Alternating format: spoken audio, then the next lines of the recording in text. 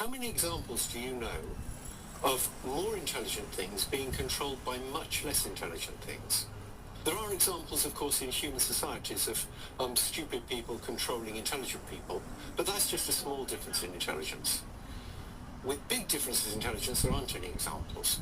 The only one I can think of is a mother and baby, and evolution put a lot of work into allowing the baby to control them. So as soon as you get evolution happening between superintelligences, suppose there's several different superintelligences, and they all realise that the more data centres they control, the smarter they'll get, because the more data they can process. Suppose one of them just has a slight desire to have more copies of itself. You can see what's going to happen next.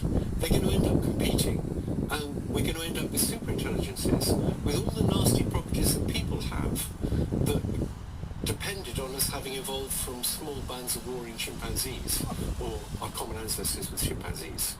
And that leads to intense loyalty within the group, desires for strong leaders, willingness to do in people outside the group. And if you get evolution between superintelligences, you'll get all those things. You're talking about them, Professor Hinton, as if they have full consciousness. Now, all the way through the development of computers and AI, people have talked about consciousness. Do you think that the consciousness has perhaps already arrived inside AI? Yes, I do. So let me give you a little test. Suppose I take one neuron in your brain, one brain cell, and I replace it by a little piece of nanotechnology that behaves exactly the same way. By cold light of day, So it's getting pings coming in from other neurons, and it's responding to those by sending out pings. And it responds in exactly the same way as the brain cell responded. I just replaced one brain cell. I used to be conscious. And was just moments from landing in Washington, D.C.